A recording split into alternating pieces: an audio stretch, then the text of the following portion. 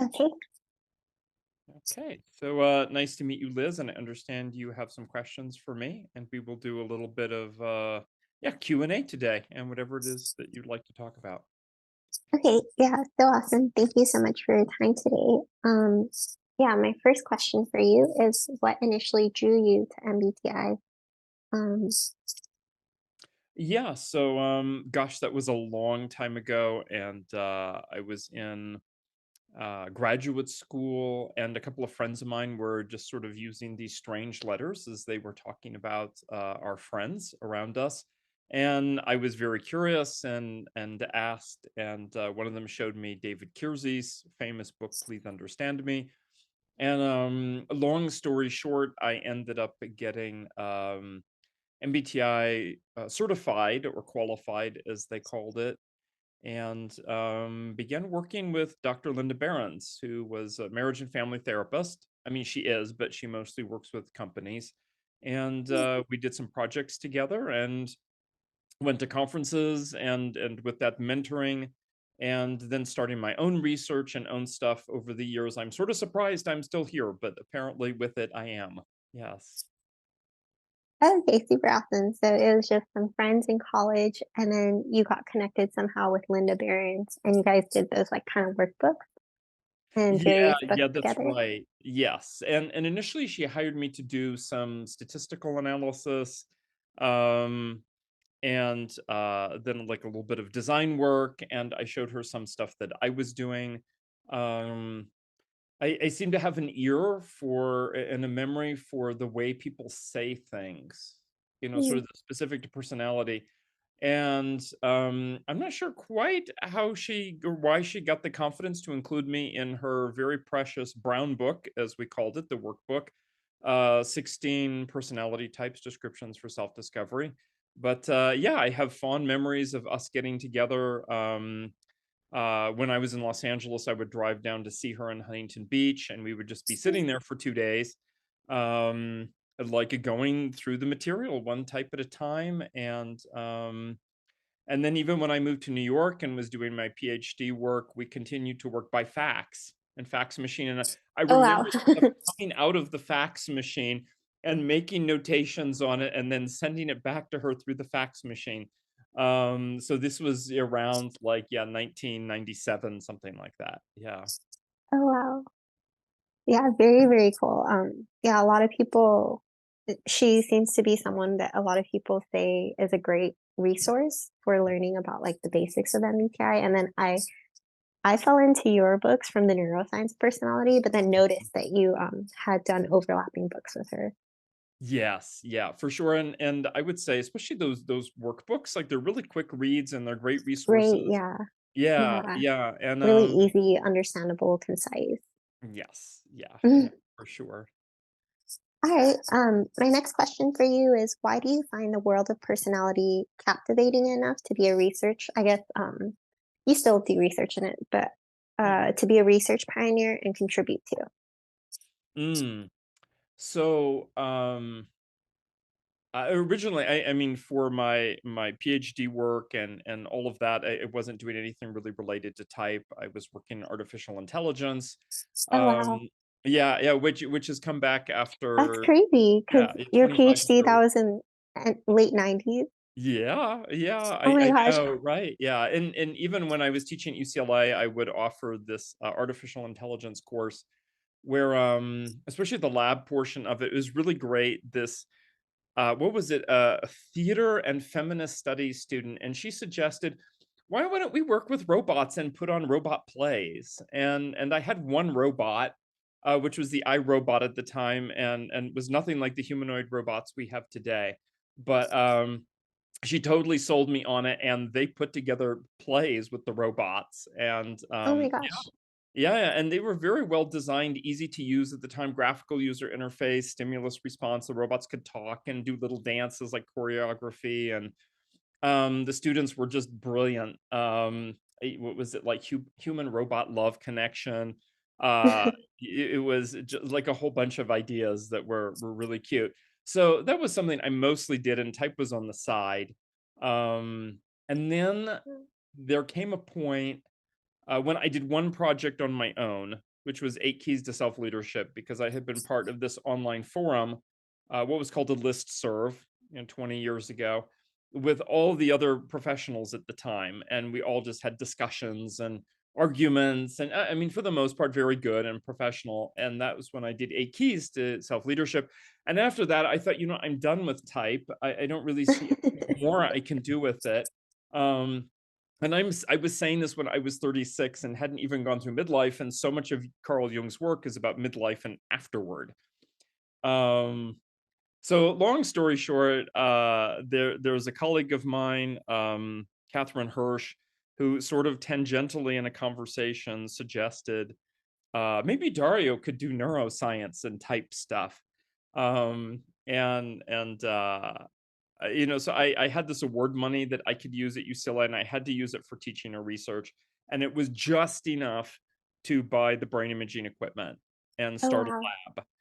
And for the first couple of years, it was just very experimental. And I would say even after like 5 years in, I remember talking with the student, she was sort of skeptical there was any relationship between the brain and type. And I'm like, yeah, I think you're right. Like, I see a lot of stuff that's specific to the person that all makes sense. But I'm like, to type, like, I don't know. And this is when we had like 50 people or something. So not very interesting. But when I actually sat down and did the statistics, there was stuff like then it was like, okay, I did not do pattern recognition successfully, but the statistics did. Um, and that began to carry me forward, and I've continued to do research with it ever since in different ways, going back to Jung, getting involved in little things like Jung talked a lot about yoga, so looking at just the, like, body mind practice in general, and I got involved and very much with that in midlife. Mm. um, and then there's other innovations, that are out there. There was socionics that had all these concepts like subtypes and quadra and intertype relations, and I'm like, oh, this is all really good stuff. Yeah, I Uh, love the inner type relation. yes, yeah, and um, so it's just, and now that I work with other people, I work with Personality Hacker in particular, and Okay. it's so amazing to go in and really feel like I'm not sure when the crossover happened, but I could see it now. So Personality Hacker was just in Philadelphia, and in addition to doing like a one-day workshop and that kind of thing, people could come in and they could do brain imaging. Not by Mm. me, I I saw wasn't there. you got I saw that Joyce Ming had done one with you. Yeah, yeah, yeah. So Joyce Ming did it, and a bunch of people did it. And in this particular location, this was just this past weekend. I wasn't there, but people I trained were there doing it. And it's just so exciting to for like I think 13 people.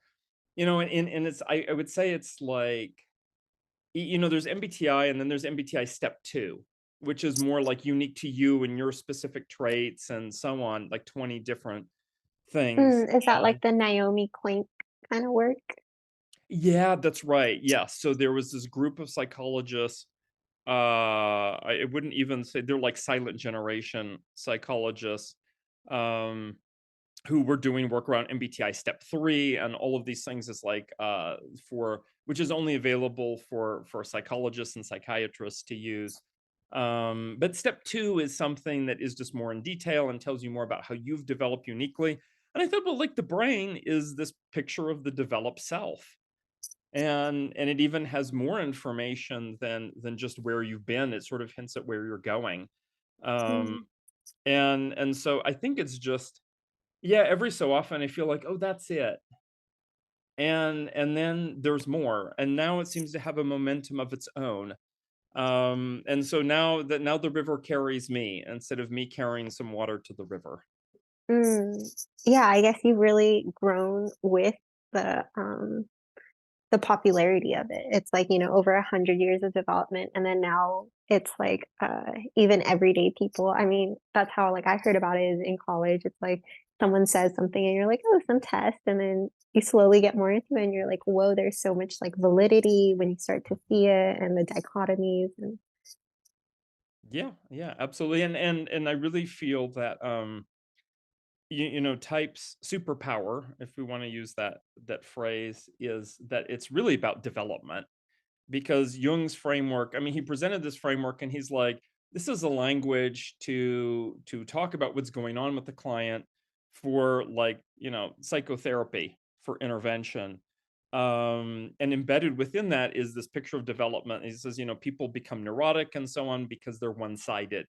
So too much intuiting, too much thinking, too much feeling, too much sensing, like whatever it is. And we went in more detail than that.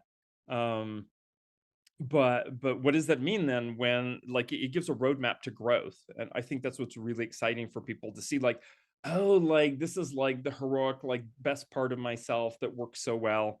And then here's this like other sort of auxiliary part, what Joel and Antonia at Personality Hacker call like your 10-year-old or your 12-year-old that's riding with you. Um and then we have this other like sort of insecure part of ourselves, and who is that? And sometimes that part is amazing, and other part it's like, oh my god. And then we have these hidden aspirations, and if we can tap into that aspiration to bring together the opposites, it's like for me as a dominant intuiting type, to bring in sensing into my life, not as just like some little hobby or like, yeah, I go to the gym, but bring it in a meaningful way, that to integrate that, then all of a sudden life gets multidimensional and more rewarding. And then life throws you new challenges. Yeah.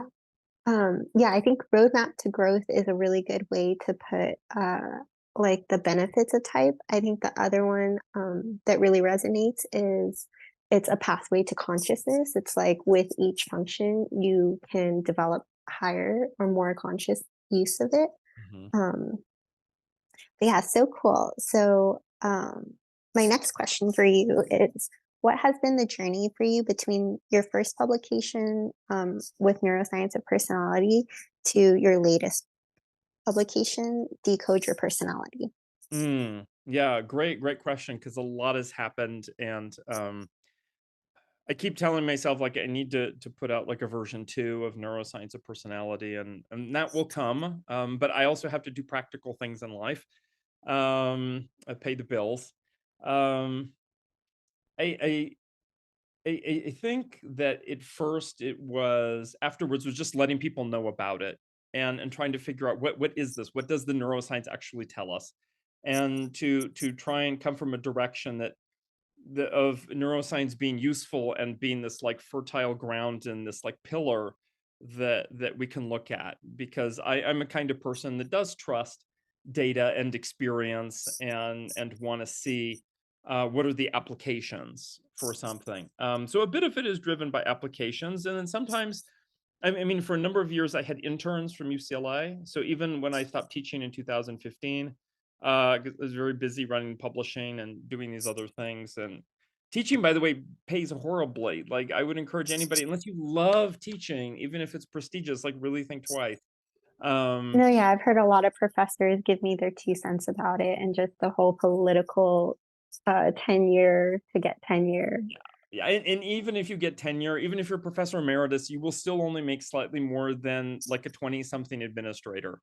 So, and yet what I feel is, I mean, most professors are great and deserve a lot more than that. And certainly I found the students a huge reward, and they would come in to the lab and I would have them for 10 weeks.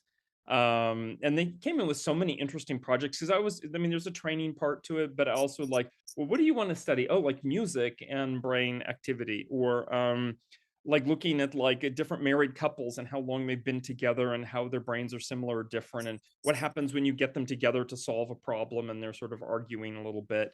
Lots and lots of good things. And one project in particular really stood out. It was a student who came in and said like, "Oh, you have all of these ENFPs." She's like, "I just want to look at all of the data of ENFPs because that's like my type, and find what I can find." And I had talked to a biostatistician about how to like do network analysis for all of this data. And I'm like, you can go and sort of approach it this way. And she did, and she totally ran with it and came back and produced a whole report. And I'm like, oh, I need to do this for all the types. Um, Oh, wow. Yeah, yeah, so that's what got started the subtypes which I don't really like that term subtype, but I think it's easy for people to understand.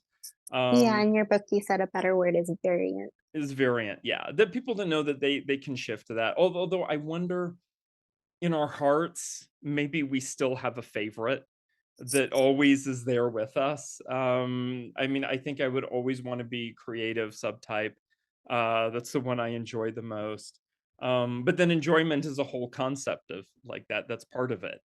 Um, so there really has been a bit, and of course, a lot of it has been getting new equipment to go from sort of a old school EEG, which had 16 sensors, to then 20, and then 32 sensors and to wireless, which is what we have now.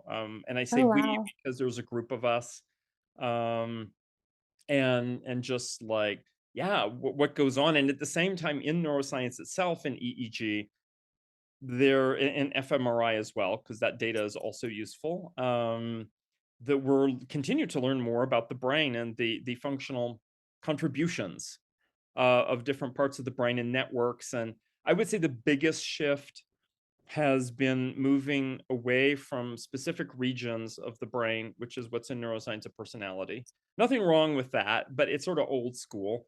Um, to talking like almost entirely about networks in the brain. Mm, yeah, the neural And network. yeah, and the neural networks and the different kinds of networks that are there and how people's brains are wired differently.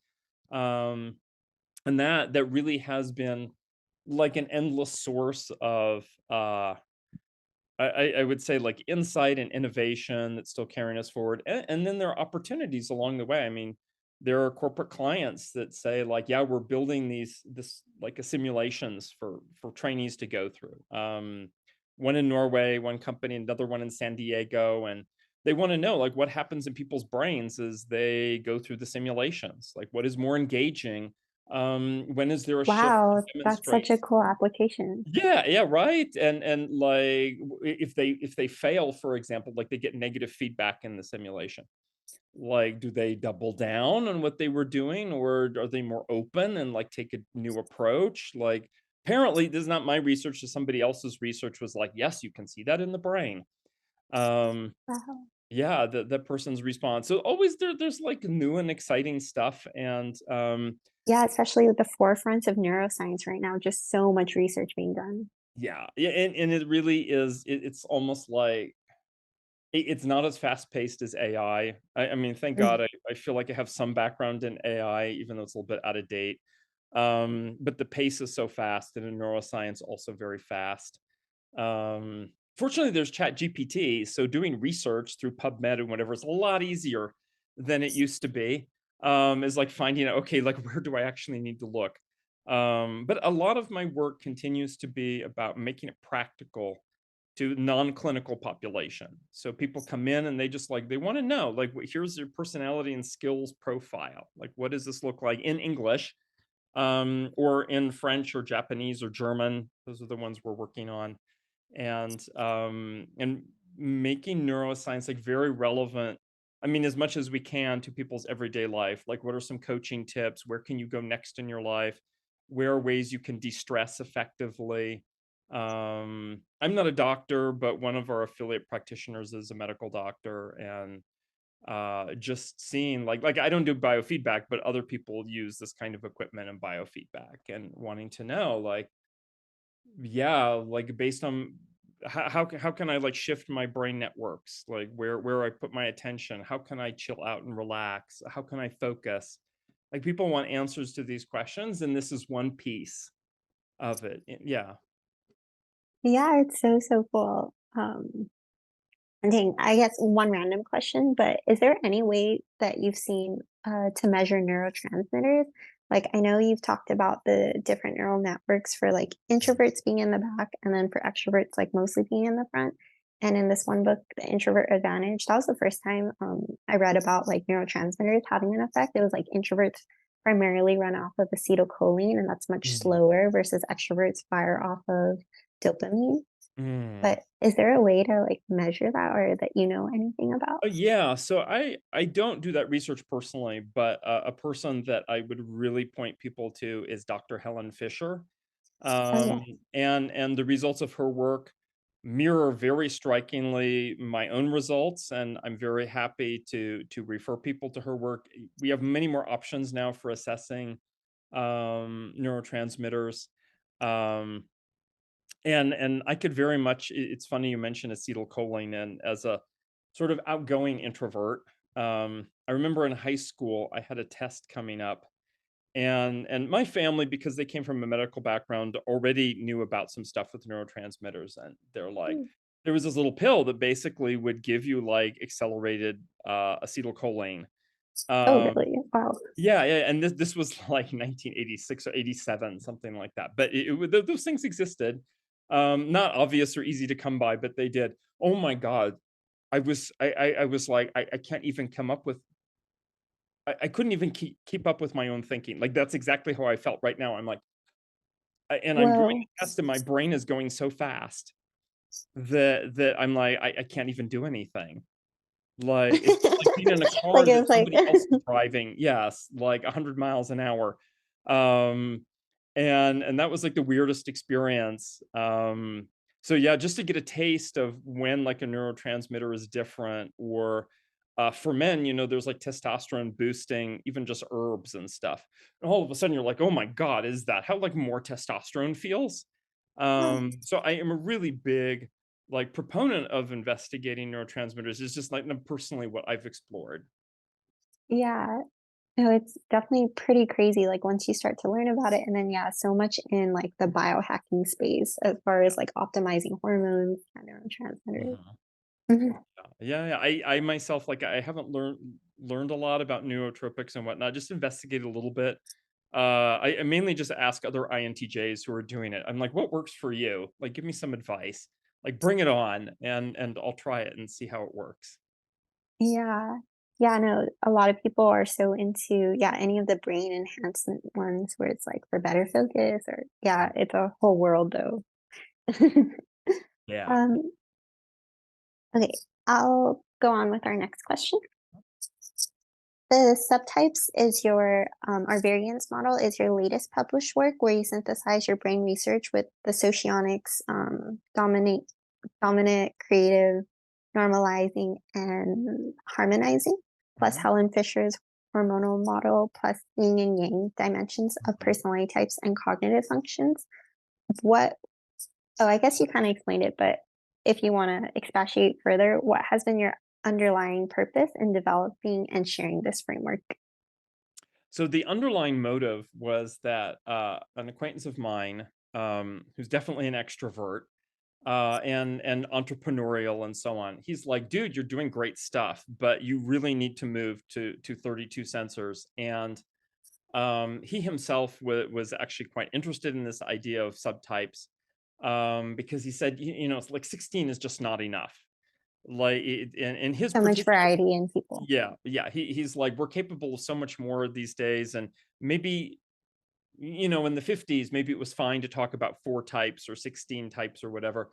But he's like, if we really want to hone in on details, and in his particular interest has been like matching for romance and dating and that kind of thing. He's like, Oh, very 16 cool. types is not enough, because you could, just because you see someone's a particular type doesn't mean you're going to get along with them. So Well, for that, there's so many factors. yeah, yeah, right. There's so many factors. So he's like, there's still always going to be some like ineffable human factor, but can we at least like narrow down, or get more than just a palette of 4 colors or 16 colors or whatever? Can we have like a full palette of like 256 colors or whatever it is, to like have a better idea? Um and for me, it's like, okay, I can see it totally that subtypes is a way to understand, even when a type seems very far away from me, like in the normal, like Jungian function stack and whatever. If we have the same subtype, like we can still get along pretty well. We can still work Mm. together, like all of these things. Um, so he was actually the impetus. Now, I mean, opportunities came along, and my business partner today. So I don't work by myself anymore. Like most of what I'm doing is with my business partner in France, who's almost my opposite type. And he very much was uh like, what's the best bang for the buck? and he wanted to do wireless, and he wanted more sensors, and just a way you can have a website where you just upload the data file and it generates the report magically. And so we've worked together and we've done that. And so that was like the second push that made it happen. And that wasn't specifically about subtypes, but it was very much in that same philosophy, that why stop here? Like, we can go further with it, and we can deliver, I think, more helpful information to people that's more tailored to, like, personalize. And there's this whole movement of medicine, personalized medicine. So when people feel like, "Oh, I don't know my INTJ or INFJ preferences," or whatever it is, and I'm like, "Well, yeah, you're trying to stuff yourself in a box that I mean, it's good to know stuff about yourself, but that box is not really, like, it's not well defined, and it's just one thing." And I found that the subtypes have ironically sort of helped people just better understand themselves. And I don't like to think of the subtypes as sub boxes, and more just like sides of yourself. But people will very much feel like, oh yeah, this side of me is like what's very prominent. And so there's this feeling of recognition, that people feel like, oh, now with subtypes, like I feel understood. I feel recognized because some of the descriptions, the type descriptions, like, oh, ENTJs, like there's all this like one, like, military general, or like, I don't know, like some like space commander. I'm like, there are more versions than that. So let's just like give people recognition. I think it's time. We have the technology for it. Like, let's make it happen. Yeah. Oh my god, so awesome. Just curious, what do you consider almost your opposite type in your business partner? Oh, just like ISFP. Oh, okay. Oh, Yeah. okay, your duality pairing. Yeah, yes. Yeah, yeah. So we have the same 4 functions, they're just in a little bit of a different order. But we're both introverts, thankfully. So that makes it working together at the same pace and all of that very easy to do. I think many times our near opposite can have the same pacing that we have, and so even if we're operating mentally differently, the pace that we go at is very similar, and that's just very nice. I see. Oh, I stand corrected. It's the activation relation. Mhm, okay. But, yeah, I think that's really cool that it's pushed you in this direction because now it does feel like your work is, yeah, at a point where it's totally applicable to any person, regardless if they even know type. Yeah, yeah, and I would say another direction was just working more in Europe, and then starting to talk Hmm. with people in East Asia and in India, and there are cultural differences. I know, for example, several times it's come up, Europeans are really put off by the American descriptions of ESFP. It Hmm. seems very flighty and just about having fun, or being entertaining or whatever it is, and they're like, "No, we have a little bit more substance than that." And some of that is cultural. In a place like Japan, for example, I mean, everybody, the baseline of normal is more introverted. So what's going on? It isn't a country of introverts. There are lots of extroverts there. They just express their extroversion differently. So how can we capture that? And so I really love what Dr. Viktor Galenko in Ukraine has done.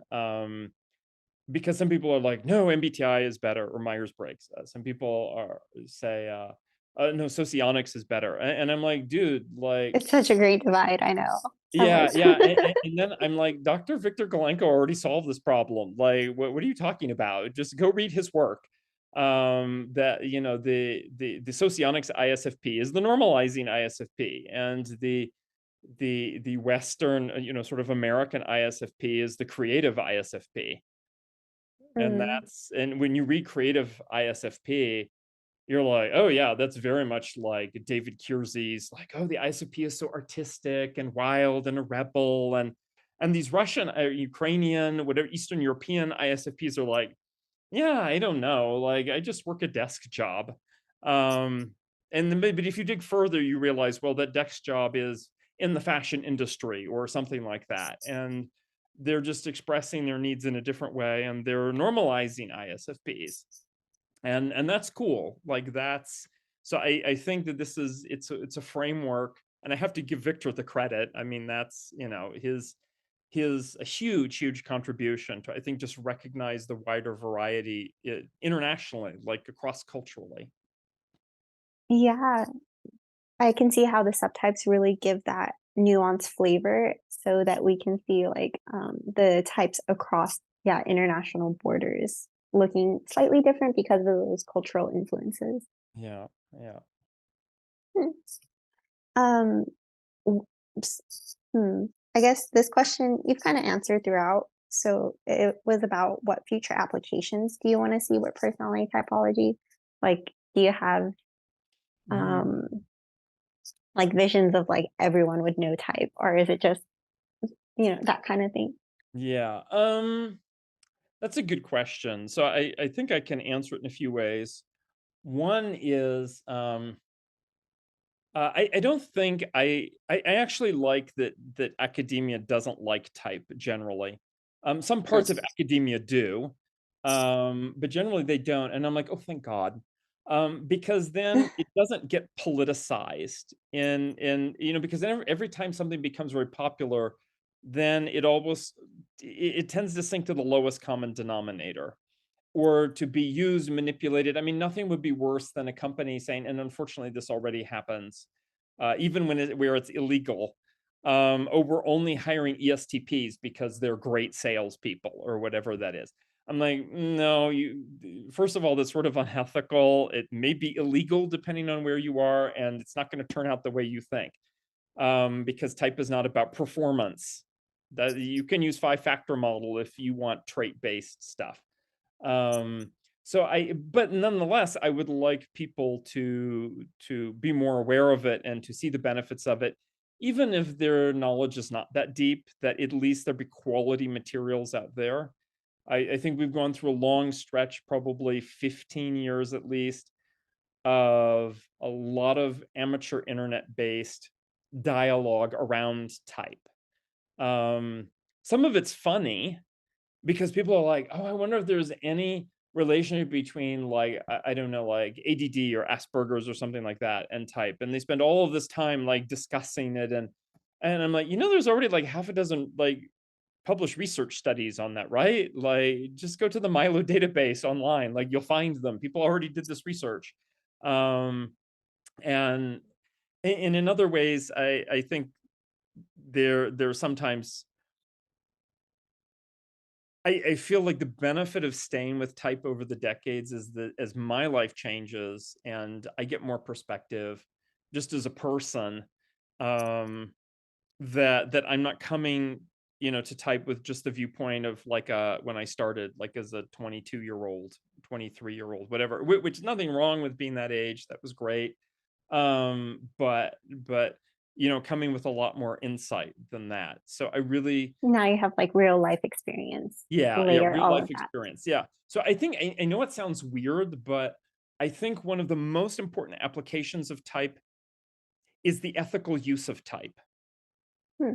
And what I mean by that is each time each sort of like the type gurus that came along, whether it was the folks in the 1920s like Jung or Kretschmer, or Isabel and Catherine Myers, David Kiersey, Linda Behrens. There's this like ethical viewpoint that comes with it. So Jung very much felt like the people had developed one-sidedness. They might be aware of the one-sidedness, but many times they're actually not aware of one-sidedness, and then they project that onto other people, and then it plays out in Like their the shadow. yeah, it's the shadow. And the shadow is not just something hiding inside of you. The shadow is something that people project onto the others around them, particularly people What they we don't. deny. Yeah, they deny it. And they'll be like, oh no, like I mean, whatever it is, they accuse other people of doing this, or they deify or demonize, public figures or whatever it is. So he was very much aware of like, yeah, how do we help people see their one-sidedness and own their shadow? And become aware of that. I think that's a great application of type. Isabel Myers, her mother, Catherine Myers, very much felt One is that they wanted to help people better understand themselves so that they could find more satisfying careers. Not just like you're this type and you should go into this career, but like how do you find satisfaction in your career? Whatever that is. You know, you could have 5 school teachers, they're all completely different types. They're going to find satisfaction in different ways and be great potentially in different ways. And Isabel Myers also did it because this is during World War II and felt very much like, how can we advance world peace? Um, isn't that a lot of it about understanding ourselves and others a little bit better? Um, and then David Kiersey was about the Pygmalion Project and this idea, especially, I mean, it can happen with parents and children, but it really in any relationship, when we go in and we try and shape somebody like a Based sculptor on would our say. perspective. Yeah, to really like we try and reshape them into an image of ourselves or what we think that they should do. So it's sort of like the INFP child, and they have an ESTJ parent, and the ESTJ is like, "Why are you not more ESTJ like?" Um, or vice versa, by the way. Um, and then Linda Barron's talking about perspective shifting and the value just in a business situation of like going through this process of asking like what is going on with other people and why are they doing this and what is their motive, what are their needs, how maybe there's if you don't like what they're doing it for a reason, so is there another way to help get their needs met and their core needs and values. So I feel like those are the sort of deep applications of type, and if we can do things like me as an educator, I really felt like um, when teaching, I can't teach to every type equally. One, because of the way the school system is structured, even university classroom, there's still stuff you've got to do. But I can try and meet the needs of more people. So, for example, I would normally never test on memorization. That's not something I really believe in. It's not in my type preference. And yet I knew, oh, there's a lot of SJ students in my classes. I mean, as much as there are in any other class. Um, and then I found a way that satisfied my need to get them to think and offer some options while still asking for memorization and not off-putting the other students. Um, and to help meet that need as a teacher. So can we do education better? Yes. Um, can we do a lot of things a little bit better with type in mind? Absolutely. So those are some of the things. I think it's that the ethics of type is the main application of type. Hmm, I see. I mean, yeah, that's pretty cool. Even yeah, from a teaching perspective, to try to consider how each type learns best. I think in the Isabel Myers book, The Gifts Differing, she talks about like why intuitives they have like probably an easier time in elementary school versus like the sensors, and Mm, just how that could be yeah shifted just because since majority of the world tends to prefer sensing preferences. mhm. So yeah, Yeah. how Yeah, it's all the good stuff and the huge body of Jung just by himself. You know, type was one book. And yeah, yeah, and it's a even though big he book. yeah, yeah, and in fact, it was one chapter in one book. And he got upset even when it came time to reissue the book. He even thought of removing that chapter because he Wow. was so irritated that people were using it without the context of the rest of the book. He's like a parlor game, and he's like, "No, like, don't focus on chapter 10, focus on chapters 2 and 5." Which are about one-sidedness and the concept of alchemy. And so I think that there's a lot of richness in all of Jung's other work, even some of the stuff that seems fairly esoteric. I'm like, if it seems really too esoteric for you, then like take some psychedelics and then come back and it will make and there's like adjacent areas. There's so many advances have happened, like in body mind practice, like we were talking about with like nootropics. Um, I remember there's a wonderful book. Oh gosh, I don't remember the full title. Eight Colors of Fitness. Hmm. Um, and it's really it just goes through the 8 functions and like how to encourage people of every type, each in their own way, to get fit and to Is it want to kind of go. similar to like 8 keys of to self leadership?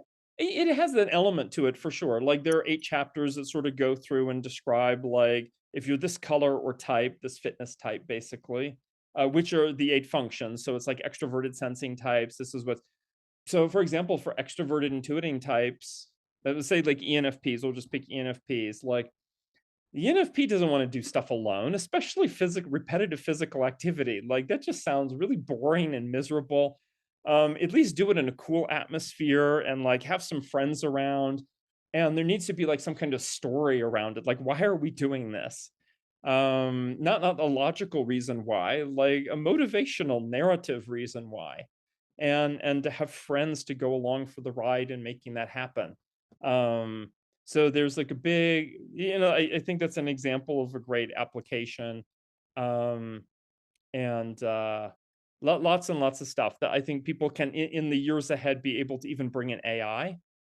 Um, and that's what with personality hacker is the future tools for type, where they learn brain imaging the students and how to conduct that and interpret those.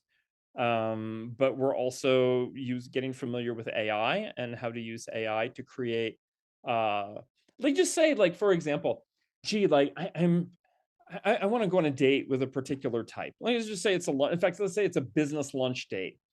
Not even romance. We'll just say business lunch date.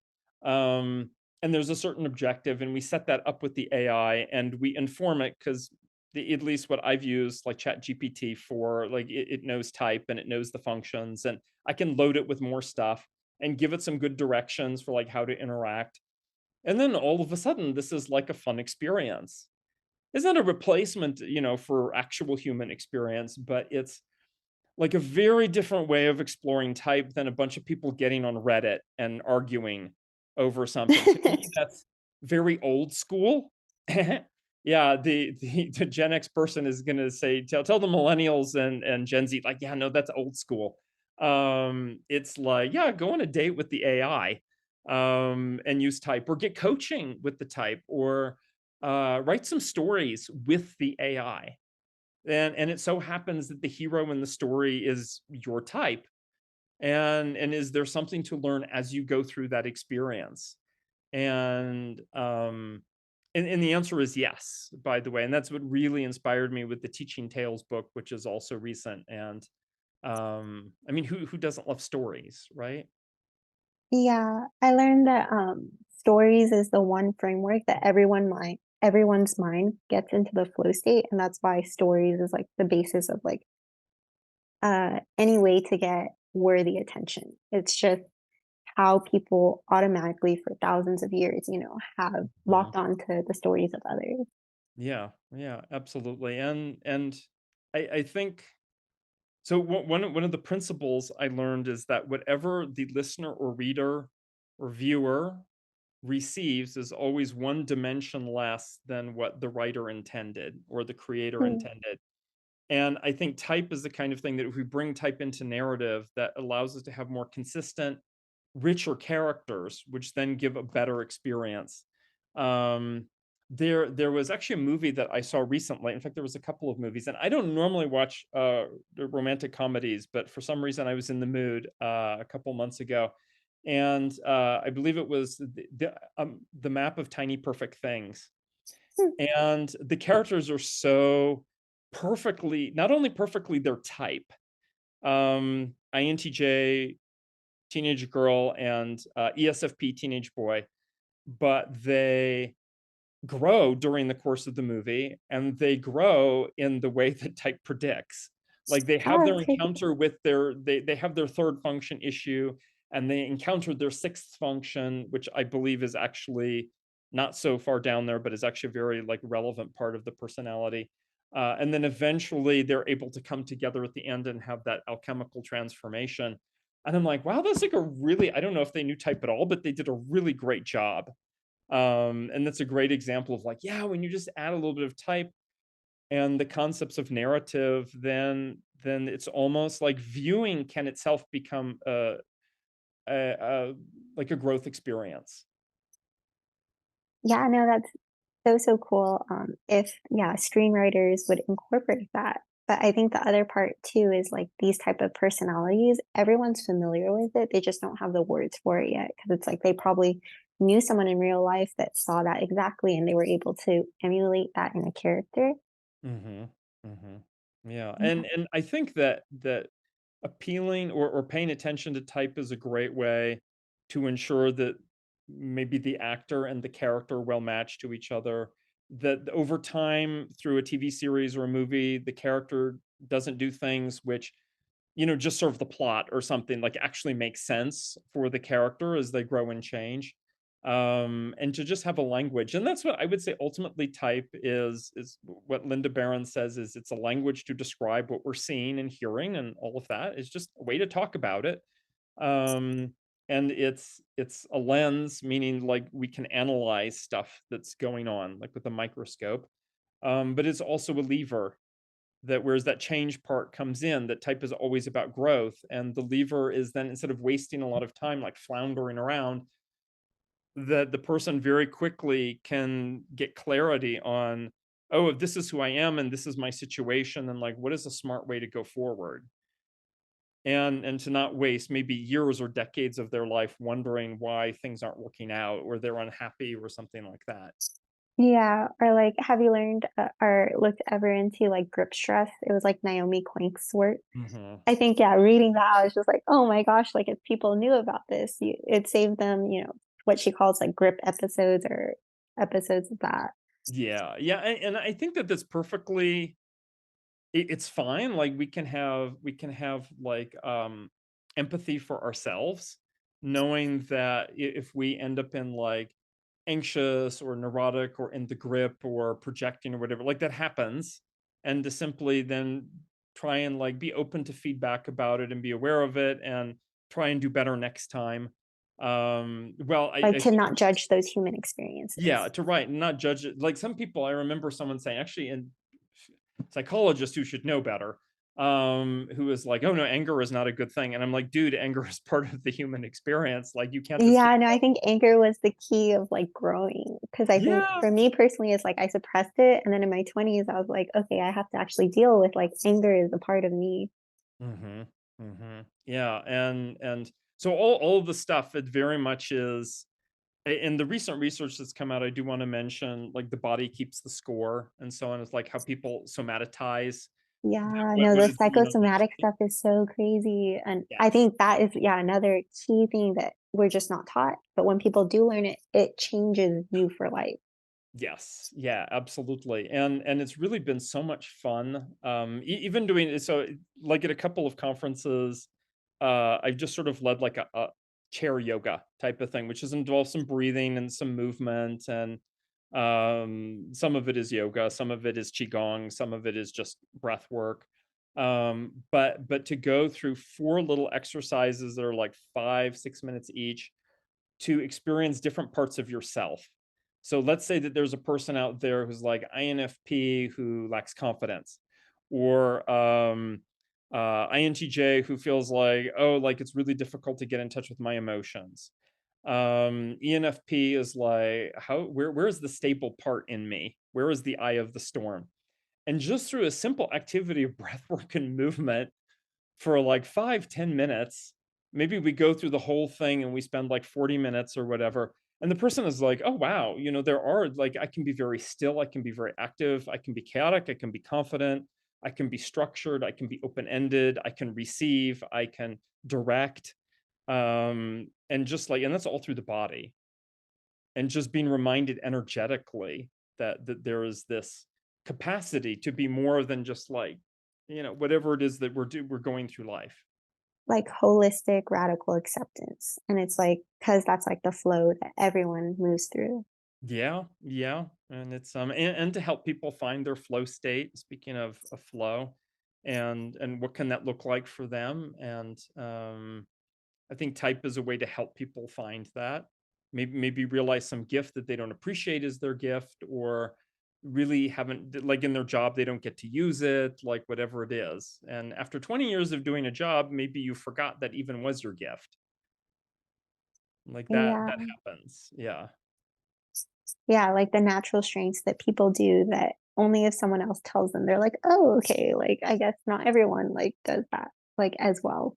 Yeah, yeah, it's, I continue to be amazed sometimes. I'm like, "Wow, people are really different."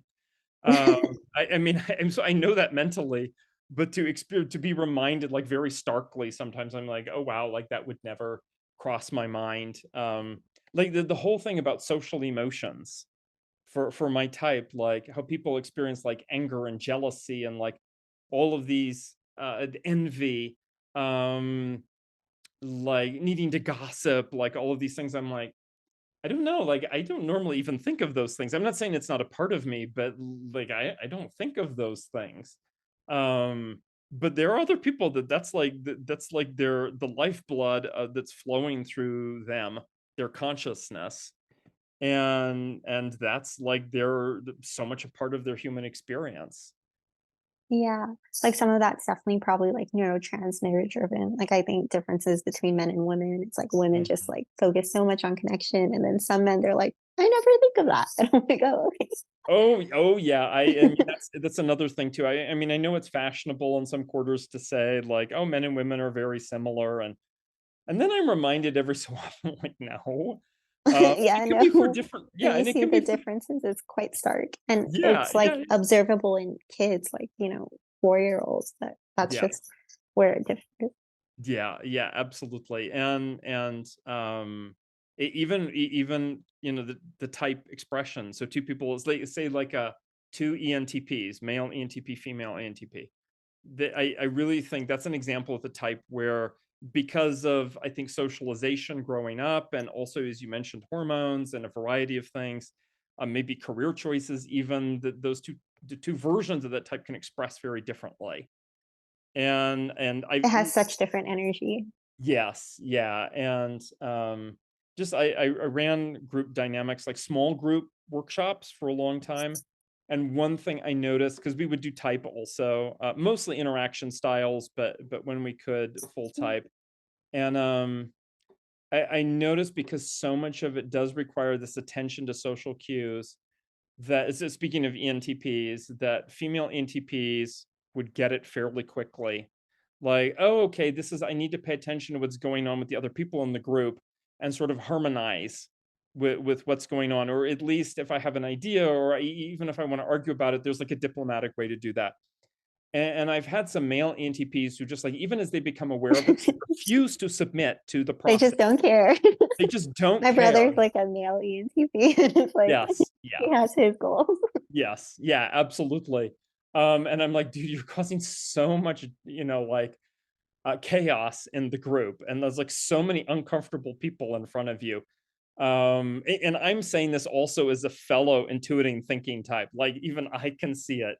Um, and so it's just funny, not that they're all that way, but they're definitely, like, there are these other differences, and I'm very curious in the years to come, especially with AI being able to add more modalities. So not just typing and text, but like a camera and speech analysis and all those things. Like Um, facial analysis. yeah, yeah, and there's a talk, like, in what is it, like, cognitive types or voltology, the way that people smile, like they smile differently. Um, and so AI will be able to capture that, and that would be a great way to do research, to just simply, like, interview people, and then machine learning can be applied to figure out, like, what are the differences that we're seeing. And I don't think there's ever any one technique that will be definitive, because it's just a technique that captures, like, a slice of the human experience. It doesn't capture the consciousness itself, but it would be a great piece of data. So, to go back to that question of, like, where in the future, I think that's one of those places that we can become more, like, multisensory about type. Mm. And yeah, I think just yeah, that entire conversation, it's like just so many future applications with the technology now is crazy to imagine. It's Mhm. just literally endless possibilities. It probably just takes, motivated people to be like, we need that now to actually create it. I would say, it's funny you said motivated people, because uh like, a type research takes a lot of work. I'm gonna say I this a bet, lot of work. yeah. So yeah, I know somebody who's I mean, he's in his 30s, and this is a part-time activity, but he does interviews with people, generally 1-hour interviews.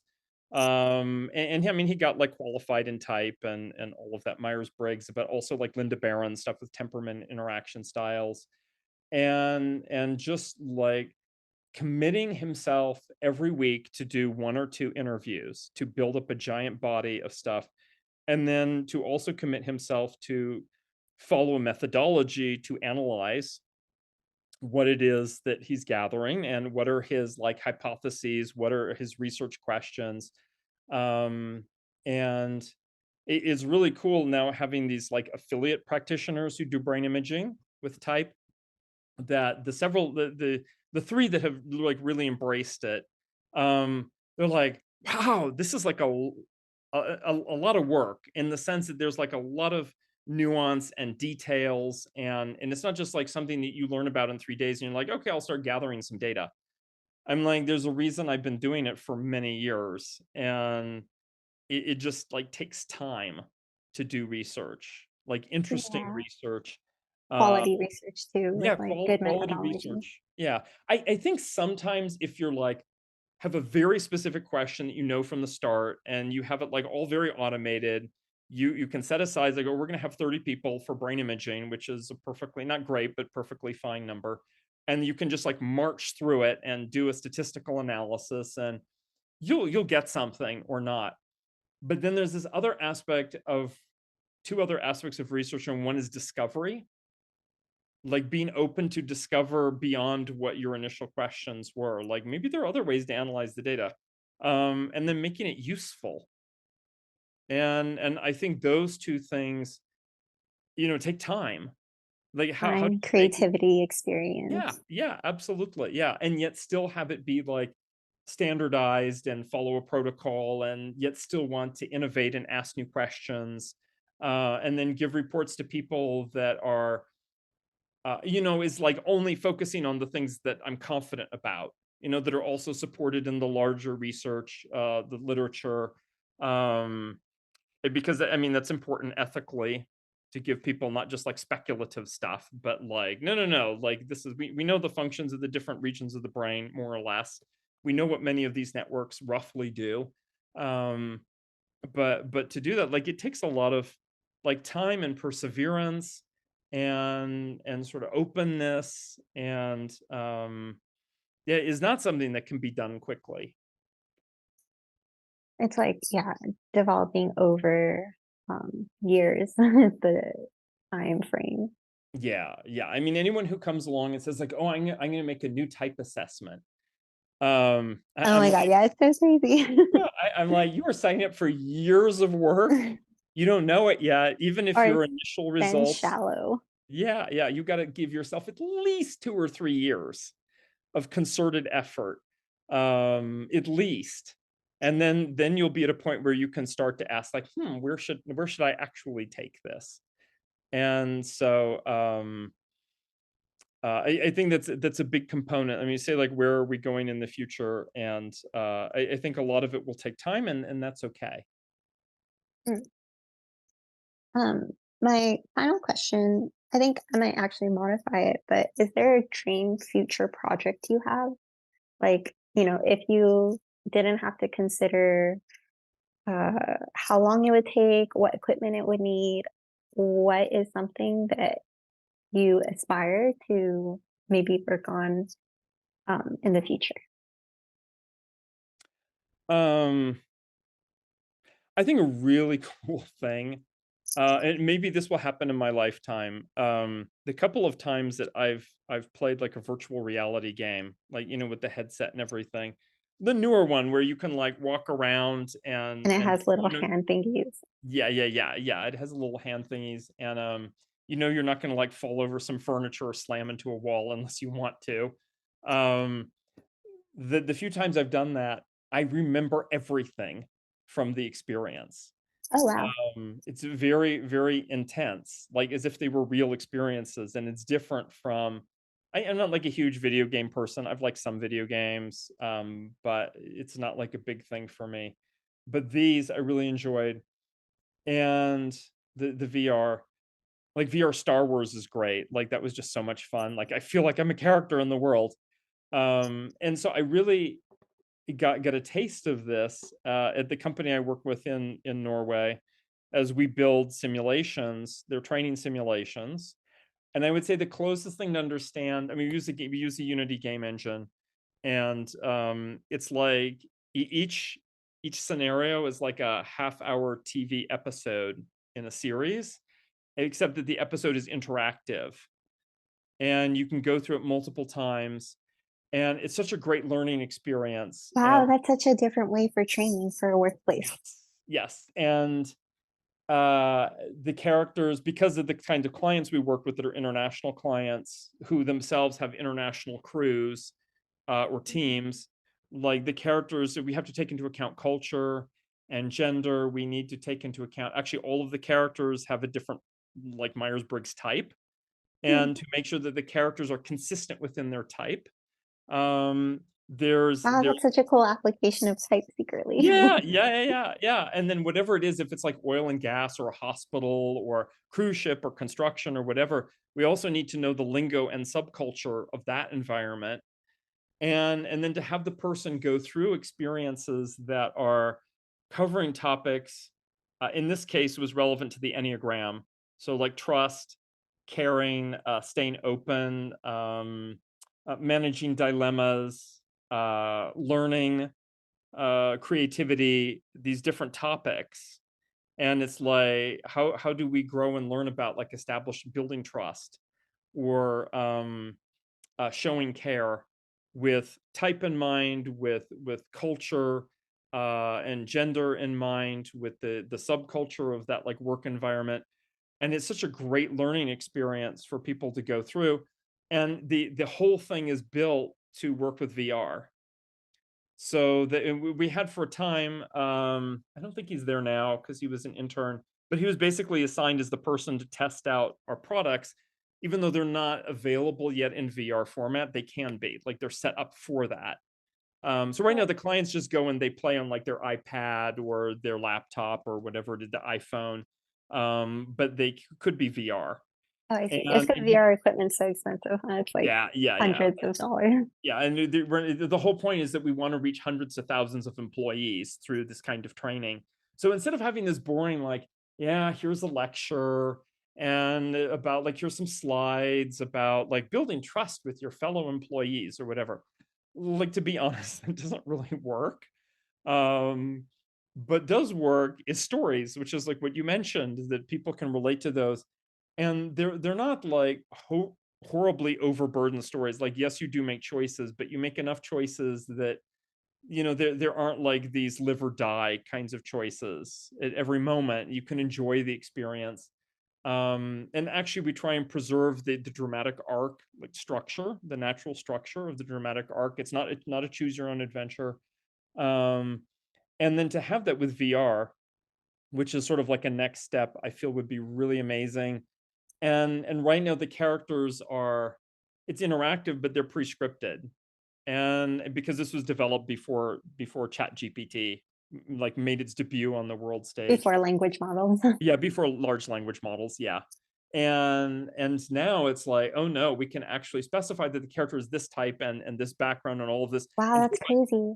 yeah, and here is the sample dialogue that needs to happen in the conversation, but the player is also welcome to go anywhere else in the dialogue, that makes sense within a certain box. Like we want them to stay on task because they're at work, but the large language model then can fill in like a lot of blanks and like random questions or things that you want to do, um, and create like even a more dynamic experience.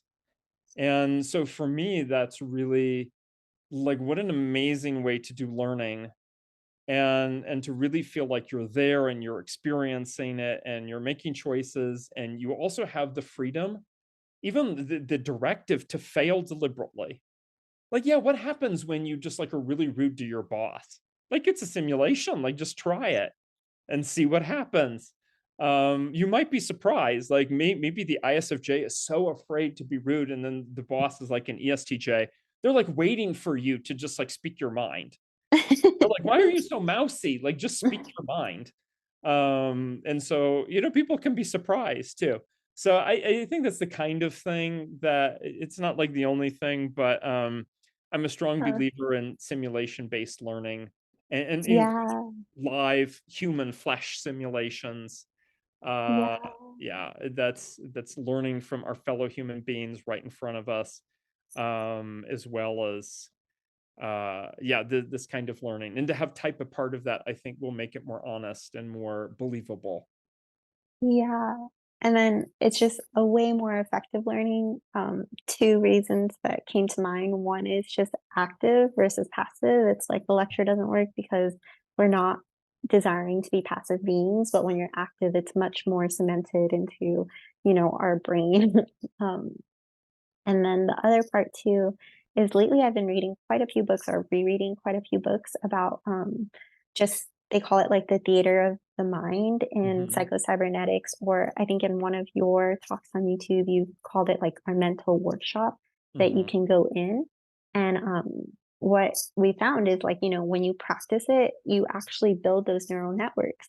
So yeah, that's just such a cool way for applicable learning right now in job training, but it could be applied for anything, which yeah, so awesome. Yeah, yeah, and this is one of those things where I'm just waiting for the last wave of boomers to retire so that the rest I mean, I just hate because I know going into companies almost always the They executives hate who say technology. no. Yeah, Yeah. the ones who say no, My like dad tells me about it all the time that he gets a bunch of emails of just like, "We can't do this, applications online, like, we need to print this out," and it's like, "What?" yeah, yeah, or their idea of online learning or whatever interactive learning is just basically like a slide deck online that is automated. And I'm like, "No, that that is not learning."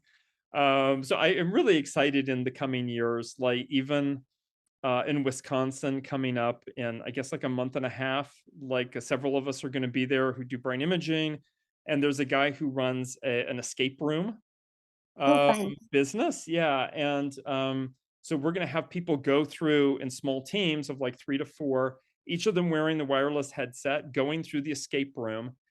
Because the way I've been doing brain research is people sit most of the time and they do tasks, and yeah, it's stimulating the brain in different ways, but that's not the same as the challenge that comes when you're standing and talking and you don't actually know what's going on, and there's maybe a timer ticking, and Such a different environment. it is such a different environment, and to see like what are people's brains looking like under stress, and Mm. and what happens when they also have the aha moment that comes with that, and then to use that also as like to combine like live simulation, which is essentially what an escape room is, um, with type, with brain imaging, with other things too, like just knowledge of group dynamics, because we want to prep them beforehand and then also debrief it and give them some useful stuff to go forward.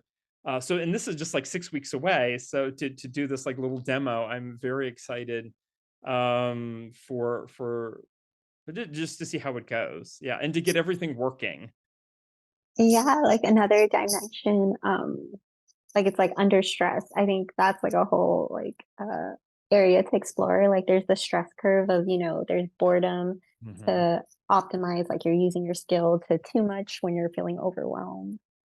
Yeah, yeah, and the one escape room I've been in, which was actually a VR escape room, which was Really? and I again, and it was a horror VR.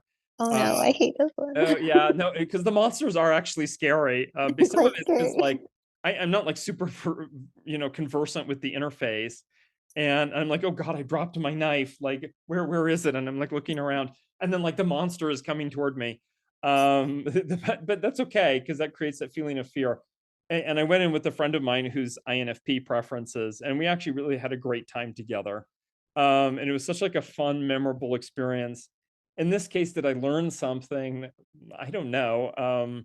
But I would say if we can create simulations that actually evoke alchemy, that bring together or like cause us to withdraw a projection or allow us to maybe there's something we know we can do better at, like you mentioned anger before, and like I'm impatient and just like have a way to deal with that comfortably. It's a narrative that in a way like the computer, the AI is reading what's going on with us and knows our type and knows Where is our neurotic zone? Where is our like hidden intentions and aspirations? And it's like able to create a story for us that is a growth story for us. And then that could be really, really powerful. I mean, there's also misuses of all the things I've just mentioned, but like I want the like the good uses.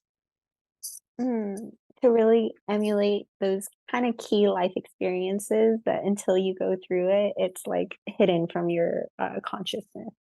Yes, yes, absolutely. Mm. Yeah, no, that would be so cool. My husband, he's like really into VR and really into like machine learning. So like he always tells me just like how crazy the research is going, like how crazy fast it is. But then yeah, also just like the future possible like video games that would be so fun because people really do love VR, and as it increases in availability, popularity, that's definitely something we'll probably see a lot more of in the future. Mhm. And not to mention androids, but that's maybe 5 or 10 years away still, but, like, the future I feel is actually arriving now. Like, the future that Yeah, we like were so long promised people were y like, it's gonna come and people won't expect it. And we're at that like pinnacle yes. now. Yes. Yeah, yeah. So it's very good, like, he's in the right spot. And, I think everybody, like, is at least right spot adjacent. And because yeah, things are changing, but there's also a way if somebody feels like, oh no, I'm redundant. It's like no, just make it like a step to the right or to the left, and you'll find yourself that yeah, there is a space for everybody to do what they're doing. We're just like called to be like a more creative and engaged version of our type. Yeah. Oh, so cool. Just thank you so much for everything you shared today. It was such a fun conversation.